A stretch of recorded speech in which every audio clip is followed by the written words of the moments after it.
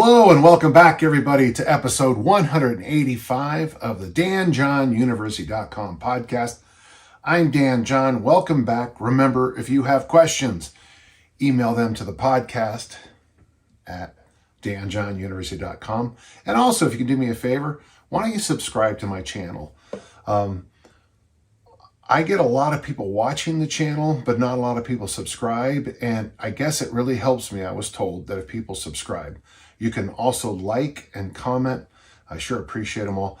I don't always answer a lot of the comments. Sometimes I take the comments and I turn them into questions. Or sometimes, like if I know the person, I'll just email them or call them on the phone, as I do with many of you. One thing I do want to tell everybody about is that we're going to have another inner circle coming up. If you're interested, go to danjohninnercircle.com and sign up. We take about 10 to 15 people, go for a couple of months, and I'm going to go over a little bit, and actually in our first question today. But while I'm preparing for that first question, why don't you press the like or subscribe button or whatever the button is. Sure appreciate it. Thanks, everybody. First question today is pretty good. And by the way, I am doing the new system now. I'm very excited, where I'm actually printing them off, highlighting, so I don't forget so much. I always review the questions, and then that wasn't doing anything with that. Read the questions, and I'd have my computer out, and then, of course, the computer about halfway through decides to go dark, and then I have to turn it back on. And so I started printing them off, and I realized that and this is the way I always did things. I love writing on paper. I love making notes. Over here, I have a little thing. That's my notes from Earl Nightingale's Lead the Field. And you can see on some of the pages, my notes, I have 6 different things I've taken notes with, which means I listened to the tapes and commented at least 6 different times, which is kind of fun. So our first question, of course, is from Jacob, and I have a lot of notes for him. He says this: how would you summarize your philosophical, theological approach towards fitness and community? Well, actually, I like that. My theology background ties in all the time into my strength and conditioning work. It's been a tough couple of months. Ever since my brother Phil died a couple of years ago, I just feel like I've been in the barrel. It was a joke we used to use at Judge Memorial. Just a lot of stuff going on. And about 2 months ago, my dog, Sirius Black, was very, very ill. I mean ill. And I thought to myself, and just keep this between us, I said to myself, I literally just couldn't take another death in my life. I couldn't. And he was sitting on the couch upstairs panting. And he probably sat there for 36 hours panting. I carried him out to go to the bathroom. I carried him in, and I thought, okay, here we go. Tomorrow, I'm going to take him to the vets. Here's why I think this is an interesting story. Well, in the Catholic Church, the patron saint of fitness and health is the Archangel Raphael. And Raphael is always famous for having a dog with him. I think he's the only saint who ever walked around with an angel who ever had his own dog. And so for me, and if you've watched any of my videos, even the ones and the DVDs and stuff like that, there's always pictures of me with my dog. Paint the Water Dog was the dog I grew up with. And then little Lexi, God, she was a darling little thing, died way too young. And then, of course, now Sirius Black. Well, thankfully, and I mean this from the heart, Sirius is fine. But right there is a good example of how it impacts me. Here I am concerned about the death of my dog. And I thought to myself, and I'm giving you 1 second of thought that'd take me an hour and a half to explain it. I thought about the Archangel Raphael, and I thought about his dog, and I thought about the importance that Sirius Black has had in my life, especially helping me through that whole second total hip replacement. And it really helped me. So the first answer to your question, Jacob, is something that's simple, is that my theology gives me comfort when I'm facing the death of my dog. Sirius is fine. He overcame it. Turned out he had giardia, and we thought we had cured it, but now he's on another round of pills. But My dog, he's a bird dog, and of course by nature, they have to eat every dead creature they come across or roll in cat poop or dog poop or whatever, because that's what they do. But the other thing, and this is probably the more exciting part, is that so theology is based on philosophy, and philosophy is based on geometry. The only class I think I ever excelled in more than anything was geometry. Mr. Sawtelle would give me special tests with extra questions and ask me to do the proofs, given to prove stuff, which I loved. He'd ask me to do it 2 or 3 different ways, each one, which is always possible, just that, you just go a different route. I loved it. I loved the logic of it. I loved the fact that there was this thing called givens.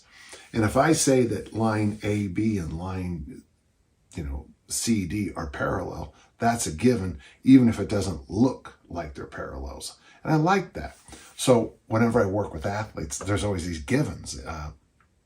The first question we ask you at danjohnuniversity.com for the workout generator is, what equipment do you have? Because that's your personal given. When I do workshops, when I talk with people, when I assess people, I always ask the givens. Here's my favorite given to ask, and I think I even come back on it in just a minute. How old are you? Because if you're at certain ages, what the advice I'm going to give you is radically different than, even a decade or so later. Some of the givens aren't as important. Gender isn't as important for me for goals. Age is more important on most of the time. The equipment you have is big. That's a big given for me because if you want to do a kettlebell workout, but you don't have kettlebells, or if you want to do an Olympic lifting workout, you don't have an Olympic barbell, and I get that question literally all the time. So I always start with your givens. So that would be the first thing.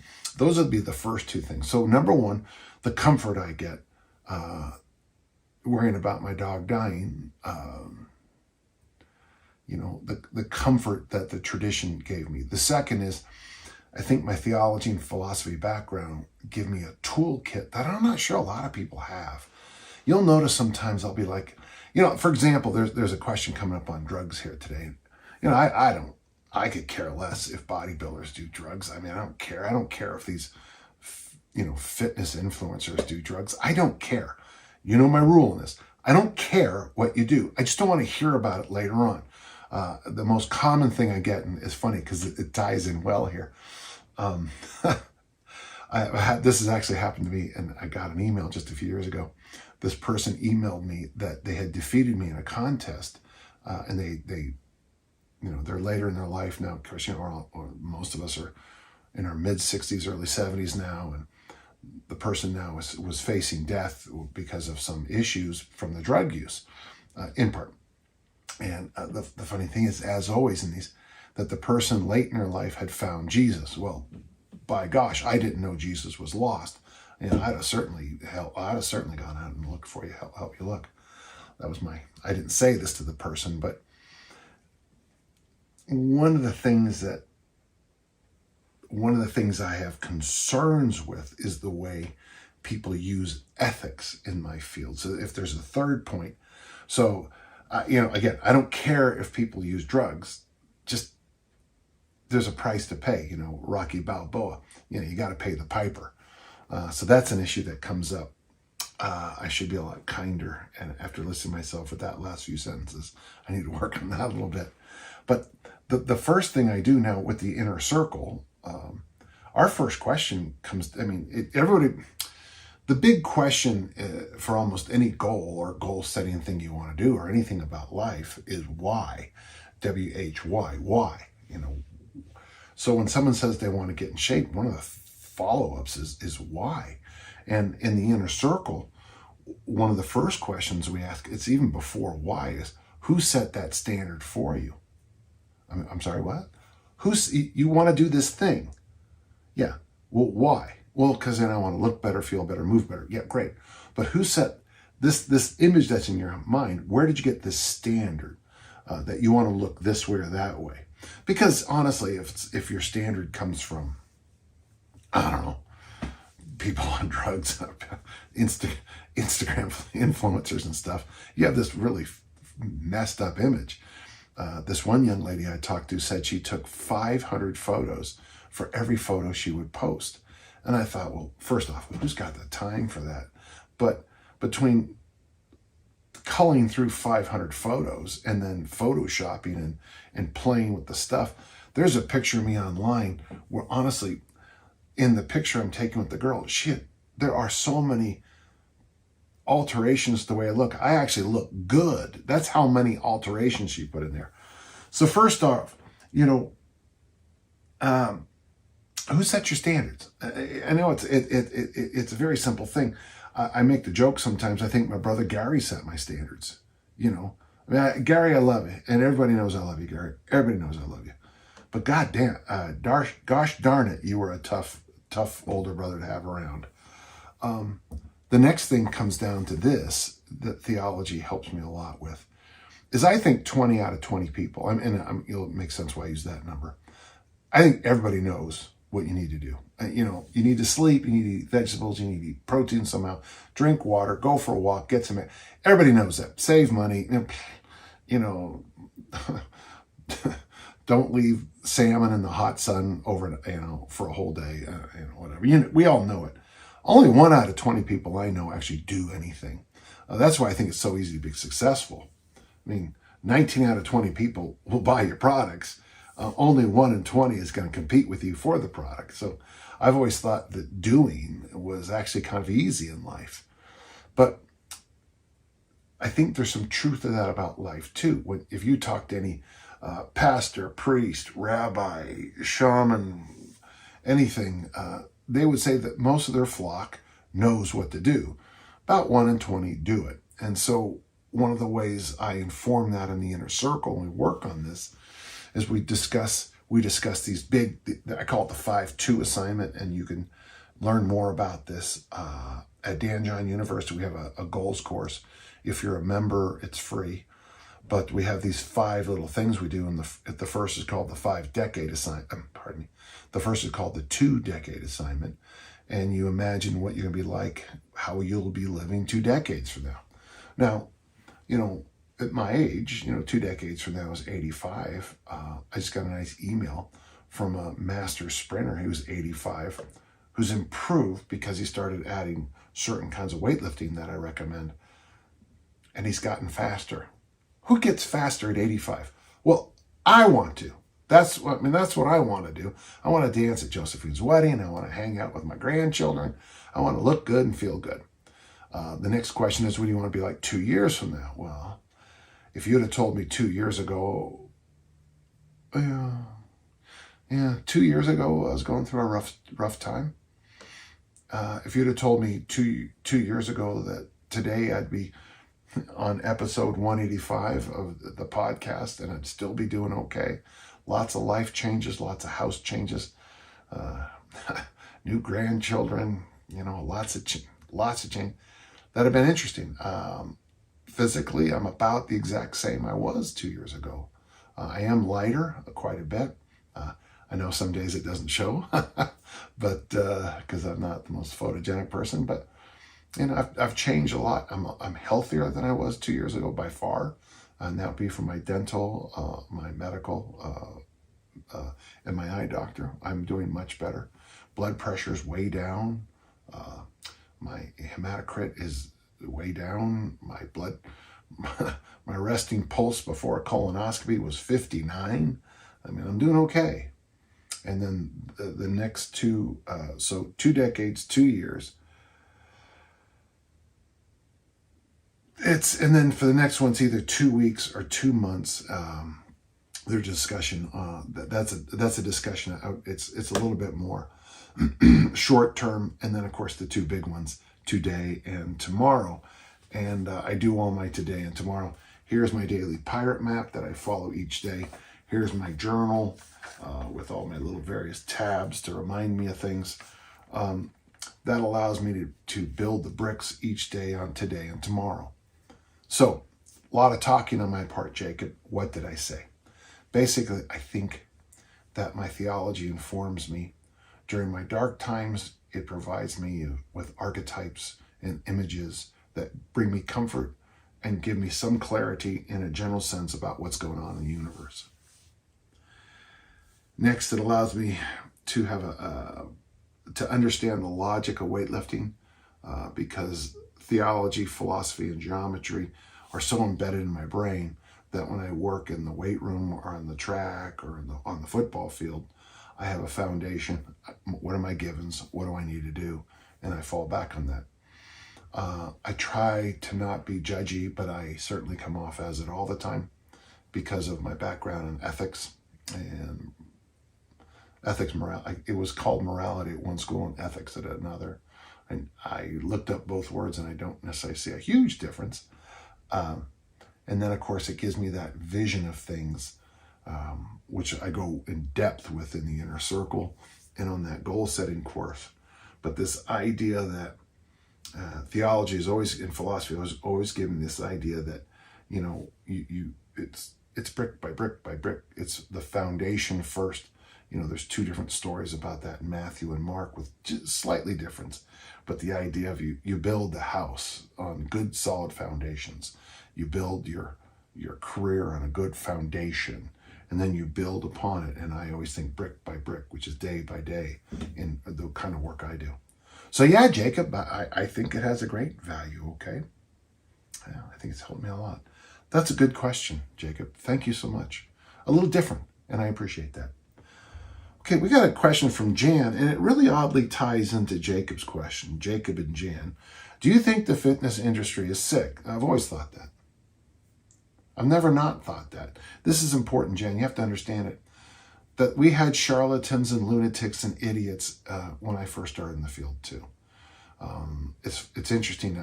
I was reading a thing. I commented on Dr. Jarvis's Vermont folk medicine book, which I still think is a great book.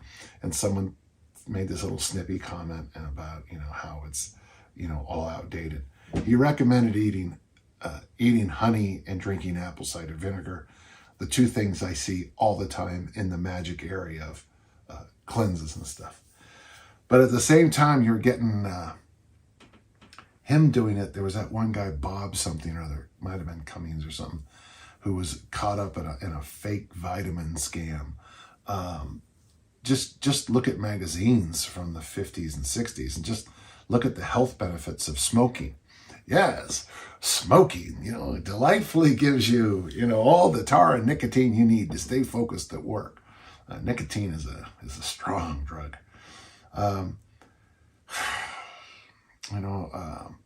Jane Fonda has come back, and she was a fitness icon. And anybody who's from my family would struggle with Jane Fonda, but no one remembers why anymore. Fitness icon Jane Fonda. I've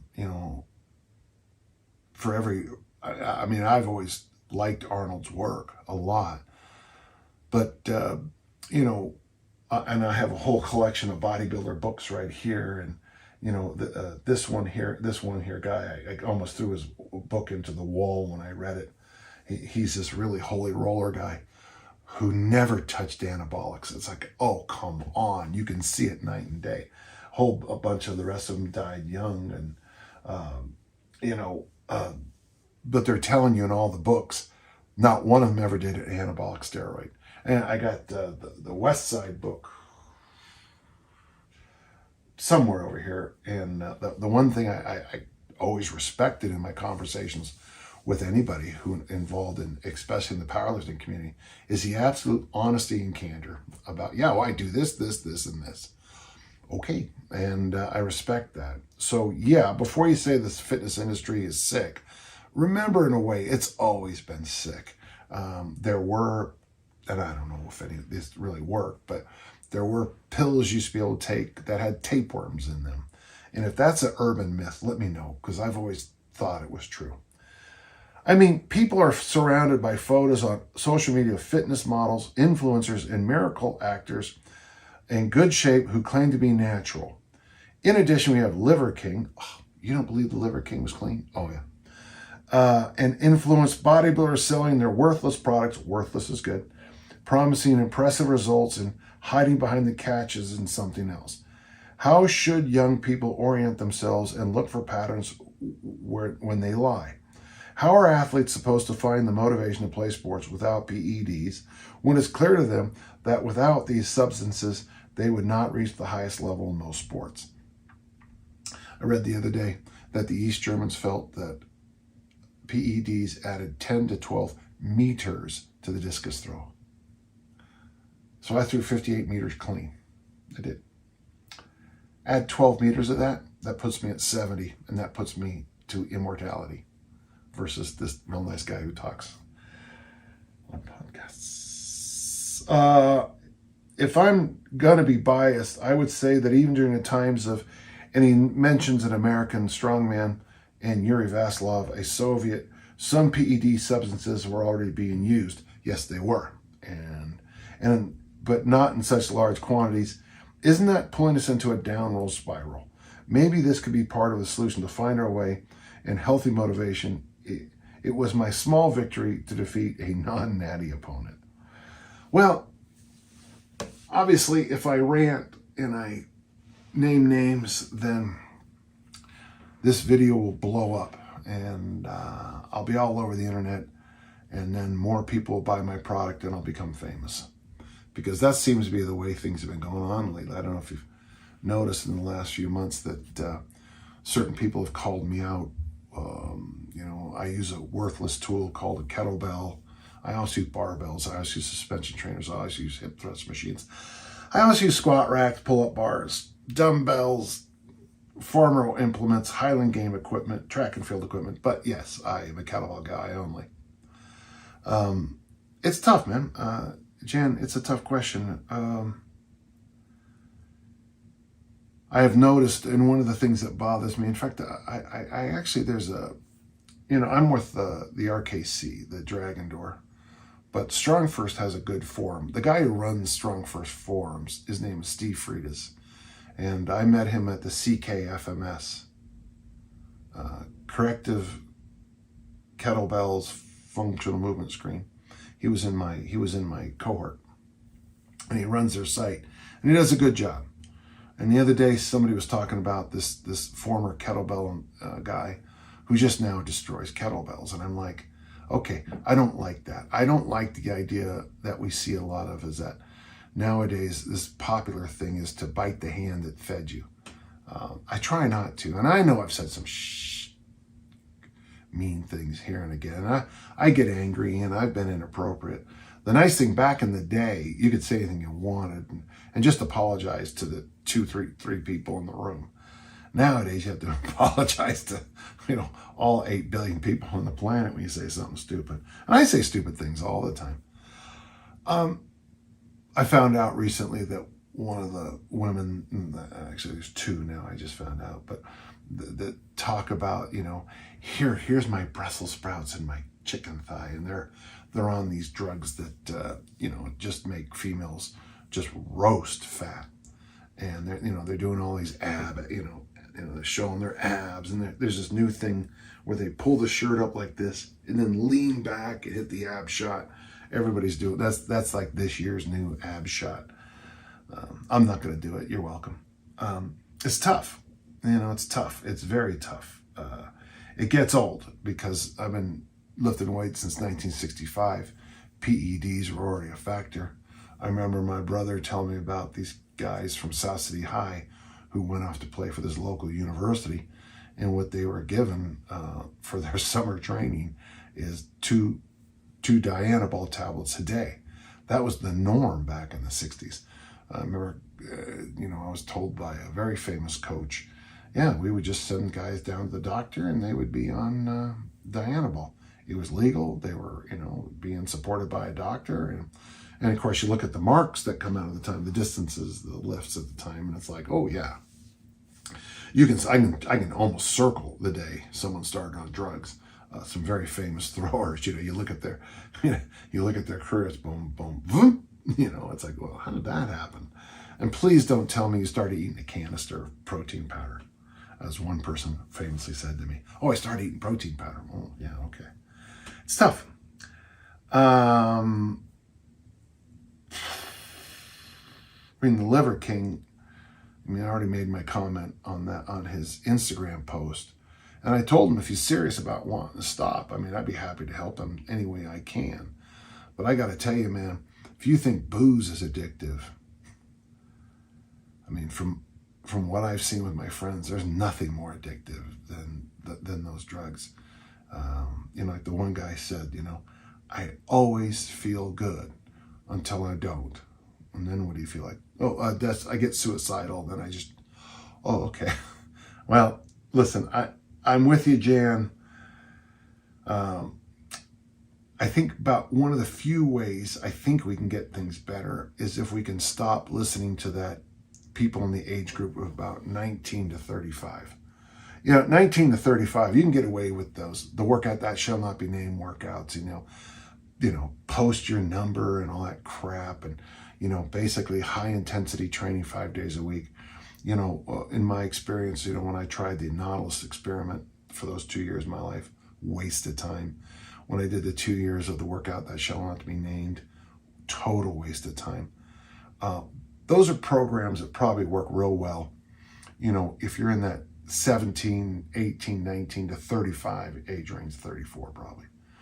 That's when high intensity training and caloric restriction of any kind works. You know, you don't need to go for walks at that age. You can just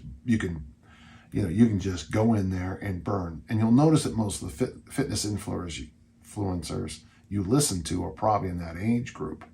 You know, I'm not going to get a ton of information from a 27-year-old female athlete who's doing 2 or 3 or 4 seriously heavy drugs. Now, I'm going to be impressed by the results, but when I look at what's going on behind, it's not going to help me out.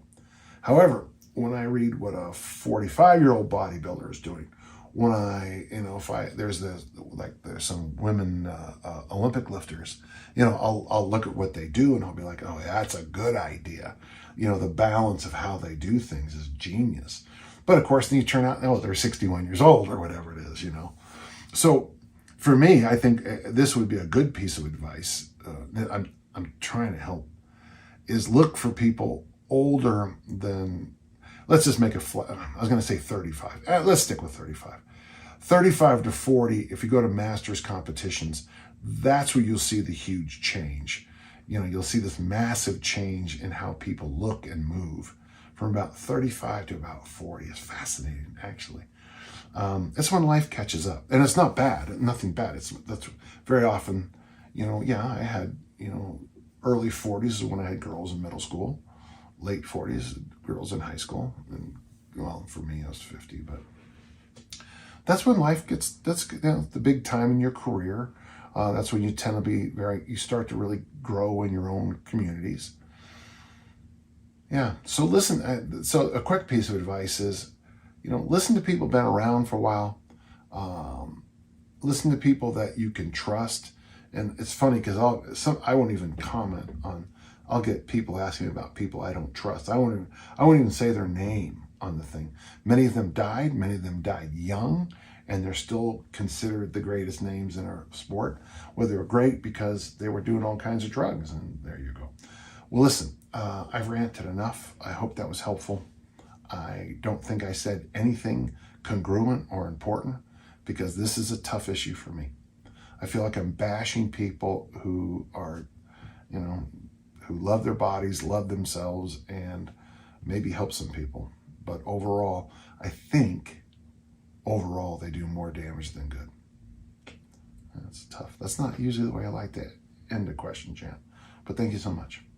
Okay, we've got a question from Chris with a K. Chris with a K.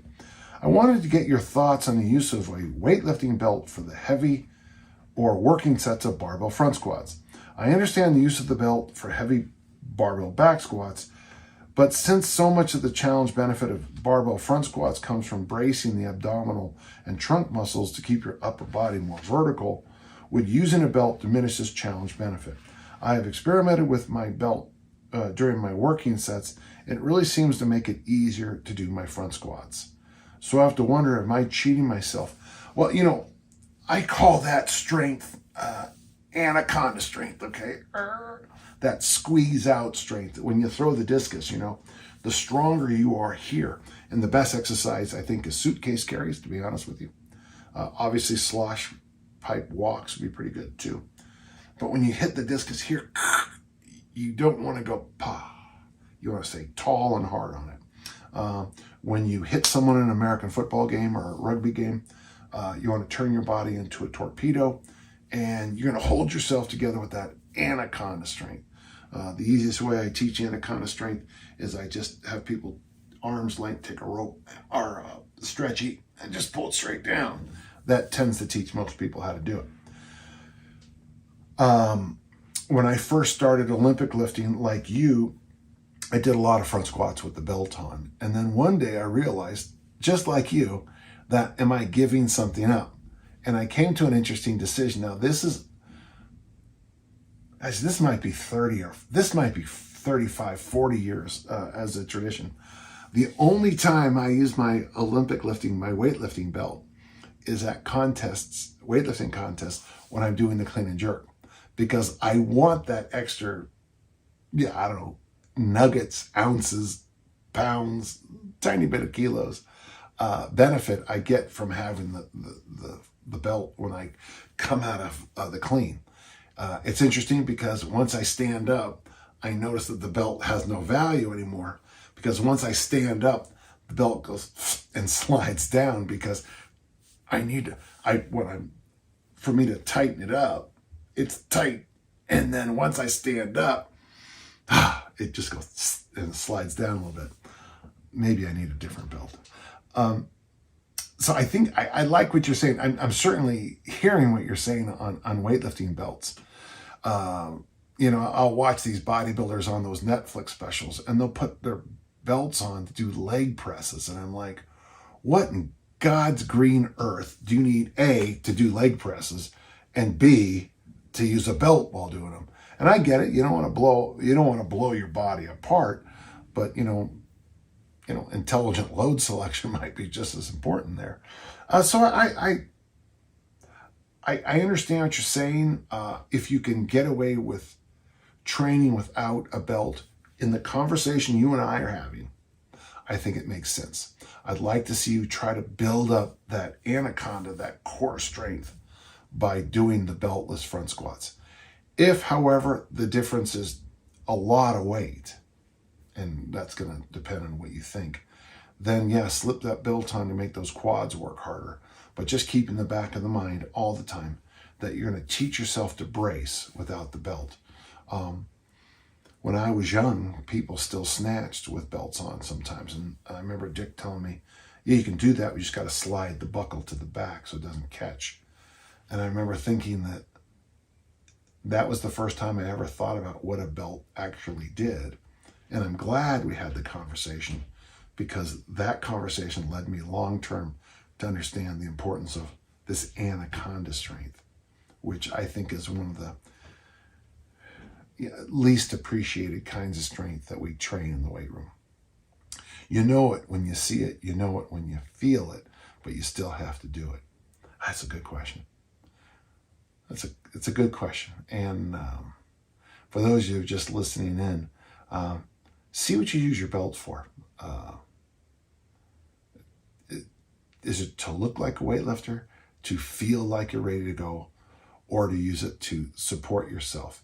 No matter what answer you come up with, play around with not using a belt.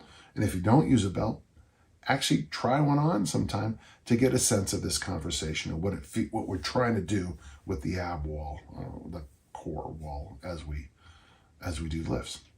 Good, fun stuff. Thank you. Okay, we got a question here from Jack, and Jack says this. Fairly simple question. We shall see. Not so sure there's a simple or straightforward answer, though. For strength gains in a well-rounded physique, would you prescribe 3 sets of 8 or 5 sets of 5 using the push-pull hinge squat carry formula? It's funny you say this, and I actually really appreciate it, because if you read any of the work I do on programming, and I've actually posted that in the last few Wandering Weights. I don't know if you follow them, Jack, but so when I program for normal people, The push, the pull, and the squat numbers, I try to make them the exact same. If I'm working with a North American athlete, I might do more pulls. But so 3 sets of 8 or 5 sets of 5 is going to basically bring about the same benefits. 3 sets of 8, that's those DeLorme numbers. I love doing them with a minute rest. One of my favorite programs, the transformation program, is hard 1 minute rests, and you judge and always judge the weight on the third set of 8, not the first 2, because that 1 minute rest kills you. So if you were to do military press 3 sets of 8, a row variation 3 sets of 8, and front squat 3 sets of 8, all with an exact 1 minute rest, I don't know that's going to take you 9, 10, 11 minutes. That's a pretty good workout. Now you'll notice I've left the hinge and carry out. Let me get to those in just a minute. You'll probably get the benefits of 3 sets of 8, probably about, if you're lifting weights 3 days a week, probably about 2 weeks, maybe 3 weeks. You're going to start to max it out. So then you need to have some variations. When you said 5 sets of 5, that's the Reg Park number. I still think that is the best, most well-rounded workout for power, hypertrophy, general strength. There's 2 other variations I would also keep in mind, though. 5 sets of 3 and 3 sets of 5. If you were interested in a very simple program, and again, we're on the push, the pull, and the squat, go 3 sets of 8 for 2 weeks, then drop down to 3 sets of 5. So it's a big drop in total volume, but it's going to be a jump in load, because from the 8s to the 5s, you'll be able to add more weight. 3 sets of 8 for 2 weeks, 3 sets of 5. And if you want to keep on this journey of adding more load, slide to 5 sets of 3 for 2 weeks. And then at the end of that, then do the 5 sets of 5. So 3 by 8, 3 by 5, 5 by 3, 5 by 5. Switch up the exercises and begin again. So then go to bench press, pull up, back squat, and then just repeat that. And that's what the workout generator does for you guys at Dan John University. Yay for me. But it's also just a logical, simple, repeatable program. At the end of that bench press, pull up, back squat, change again, either go back to the original lifts, which would be fine, or go to, incline, another variation of a pull, and overhead squat. And good luck on that. Now, the hinge and the loaded carry are going to be just a little different. Let me just get to the loaded carry. 3 days a week, you should loaded carry. Whether it's one-sided, like suitcase carrier, rack, waiter, farmer walk 2 sides, bear hug carry. Some people are getting a lot of sled pulls or prowlers. That's where you push the sled. I didn't realize some people didn't know what that was. Just do something 3 days a week, change the load, change the distance, change the exercise every time. And then, of course, there's the hinge. And that sits by itself, because you could hinge with deadlift variations, that program I said about the 3 sets of 8, 3 sets of 5, 5 sets of 3, 5 by 5. I'm not sure I would do deadlift from the floor. I guess, my brother Gary likes trap bar deadlifts a lot. I think you could probably pull this off a snatch grip deadlift. Deficit deadlifts might be tough. Rack deadlifts probably easily could be do rack or box deadlifts, pulling them off, the bar basically maybe your patella tendon or something like that. But don't forget, hinges are also snatches and cleans. Could you do 3 sets of 8 in the power clean? Yeah, done it. It's hard. 3 days a week, 3 sets of 8. It's hard, but it's doable. So if that was your hinge, or power snatch would be fine. I could see you doing that. But you can also do 500 swings as a hinge. So the hinge is going to be a little bit of an asterisk in this program. What do you mean by hinge? But if you decided to do, military press, let's go military press, because I I trust this one a little bit easier. Military press, a pull up, or even a lat pull variation. Rack deadlift, front squat, and then a loaded carry. Yeah, you might be able to do 3 sets of 8 on that. Yeah, that is basically my post-deployment program. It'd be very good. So 3 sets of 8 is great, and it lasts for 2 to 3 weeks, longer for some people, beginners. 5 sets of 5, doable for a long period, but you need to spice it up every so often. Both are outstanding programming. They've both stood the test of time. 5 sets of 5 is going to be around 100 years from now. 3 sets of 8 is going to be around 100 years from now. All this crap, all these fancy numbers, all that junk you read online. No one can prove to me that 3 sets of 8, it's better than 3 sets of 8 or 5 sets of 5. And I throw in all the fancy words and make it sound hyper scientific. Prove to me with enough people that it's better than 3 sets of 8, and they never will, but for general physique, for general strength, 3 sets of 8, 5 sets of 5, this little idea I gave you where you go 5 sets of 3 and the 3 sets of 5 and the 5 sets of 3 is just, more sugar and spice and everything nice. But you'll do fine doing this. If you decide to do something like power clean or kettlebell swing for your hinges, just work on reasonable numbers for that to make it work. Okay. Hey, thank you so much. That was a fantastic question. Okay, so here we go. Ryan says this: I'm a taller male, 6'2". Even after working on flexibility of thoracic, hip, and ankles, I find it difficult to complete a full squat without raising my heels. And he says 3/4 of an inch, so about that much, which is just a heel. That's fine. Have you written anywhere about using a board or weightlifting shoes to facilitate this? Well, of course I have. I have been writing nonstop since 1998. I don't think there's a concept I haven't covered. Plus the advantages, disadvantages of the practice. Are some people really not built to do full squats? There's a brilliant book out. It's called the Easy Strength Omni Book. And I believe you can find it at easystrengthomnibook.com, and you can actually find several chapters that talk about this idea that some people are born to squat and others aren't. Generally, most people over about 5'10", 5'11" aren't built to squat like people who are under, like 4'10". I have no issues with adding heels. I wear weightlifting boots. I've got my one pair here. I got another pair in my gym. I got no issues with wearing heels. I have to because I'm not born with flexibility. And I tried everything to improve it. I can snatch and clean about 80% of my best flat-footed with no shoes on, barefoot. But once I get over 80%, I need the heel to hold me kind of a little bit forward so my knees can come down, so my hips can slide under, so I can stay more vertical and make the catch. I can get away with it up to about 80%, and then I'm dead in the water. Yeah, I'm a big fan of using heels. I think there's great value to it. If you're to come and see me train in the gym, you might notice that I have extremely flat shoes. I train in almost all the time. Probably 80% of the time I train. And then all of a sudden you'll notice I pull out a pair of shoes. That's when you can almost tell the load just went to a point where I need to have heels.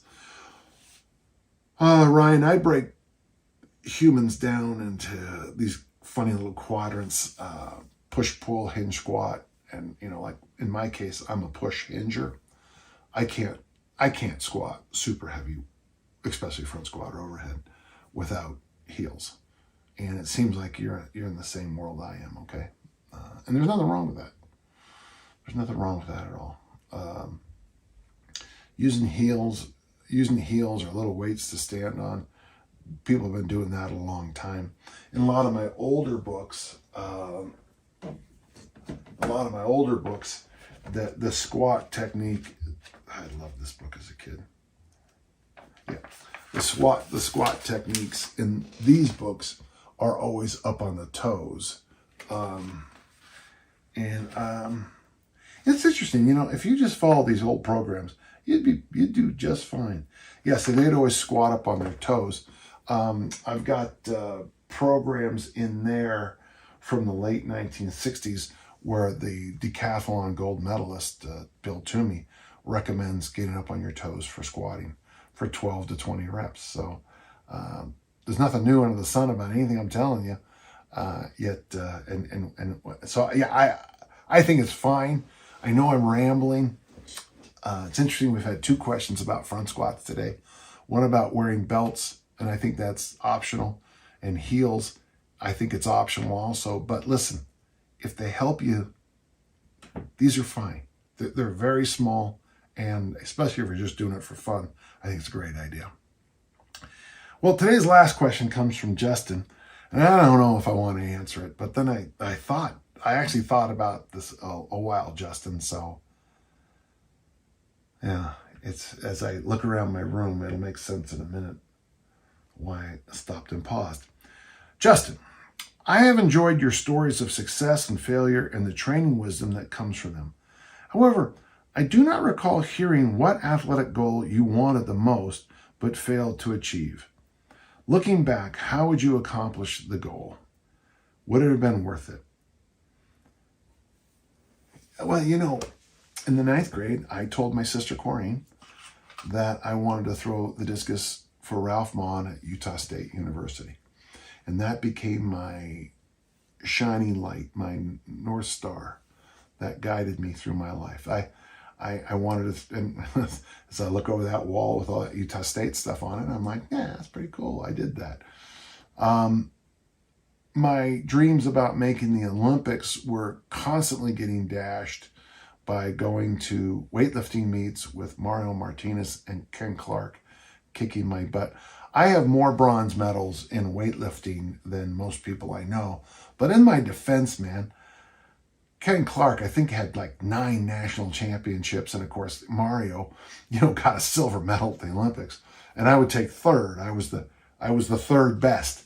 And I thought, I look back, I used to think, oh, I was terrible. And now I look back and actually I was pretty good. I was in a big pond. That's all. Of course, in discus throwing, I picked a real tough era to be a thrower.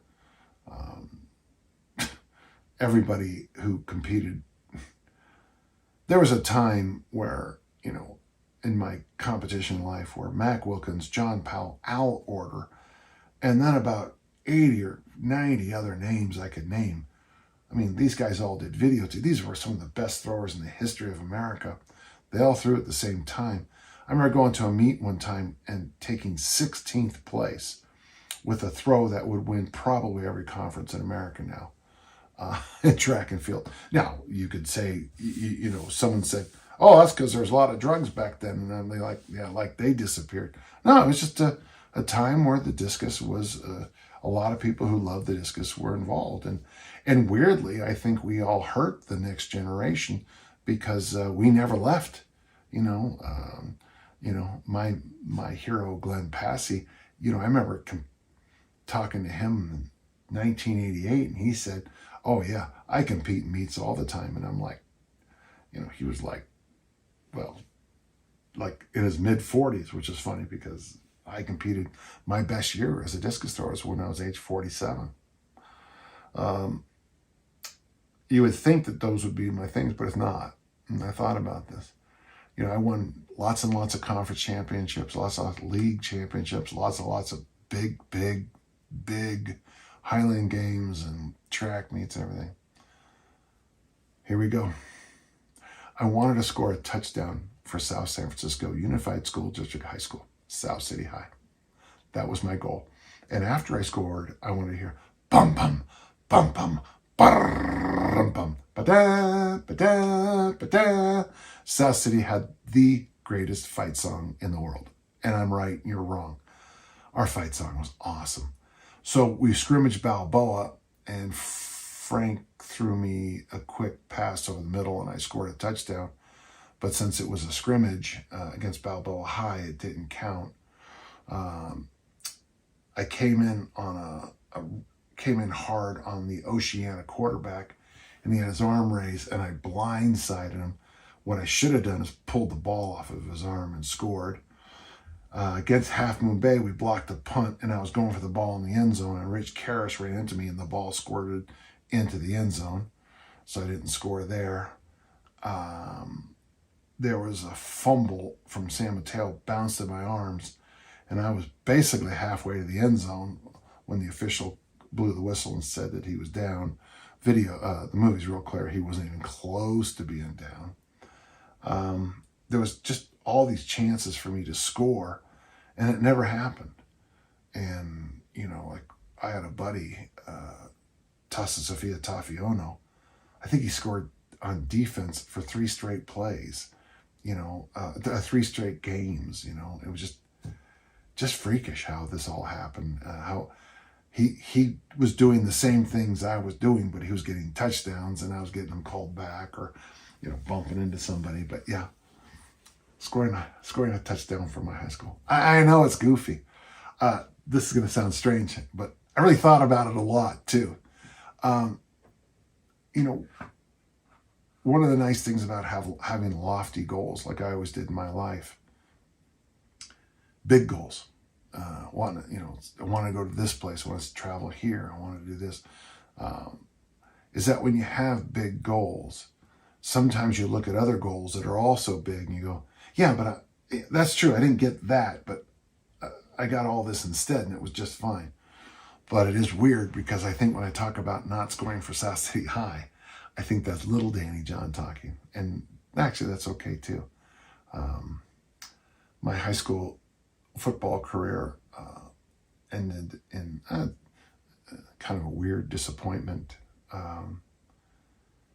We lost. We had the game won against for the county championships, and we just gave it away.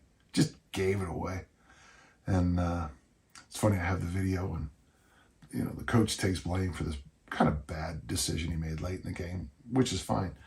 But we just fumbled and threw picks, threw interceptions, and we kept them in the game the whole time. And then we just gave it away with a terrible. We tried a trick play that burned us. But as a kid, all I ever wanted to do was play for South City High. It was nice to have a negative experience in a sense. It was fun. It was great, but it was nice to have a negative experience because when I got out to track. I realized what a lot of people realize about individual sports is it doesn't matter what the coach thinks or if the coach likes you or the coach buys a car at your dad's car lot or what your last name is. No one cares. You get a chance to win on your own. I'm working with a young athlete who came to the same conclusion his senior year that I came with mine. And it's actually kind of fun to be around and listen to him say the same things I said, So thank you for reminding me of my one failing. No, it's great. That was kind of a fun question, Justin. That was actually fun. Strangely, I look back over my career, and that would be number one. And the second thing that bothers me the most, and this is the thing that bothers me, is I'm not in Skyline College. Skyline College, San Bruno, California, I'm not in their Hall of Fame. And I realize that people like me don't get voted into things. But man, I was a state champion on a state championship track team. I was the MVP and the captain of that team, and that wasn't enough to make it. Skyline College, San Bruno, California. Letters to the athletic director. Thanks so much. Well, listen, hey, that's it. That's episode 185 of the DanJohnUniversity.com podcast. Remember, if you have questions, podcast at DanJohnUniversity.com. And be sure you go down there and you like and subscribe and comment and do all those other things. I don't know, it'd be nice. And some of you think some of the questions, you guys think I'm fighting a war against a bunch of silliness. Well, support me then and subscribe, tell your friends. You know, if you guys can get a few more people, that'd be great. I'm here to help. Well, listen, that was a good episode. Good questions. Good questions make a good episode. So thank you, gentle listener, for doing this. Each and every week I sit down and I do my best. And until next time, let's all keep on lifting and learning.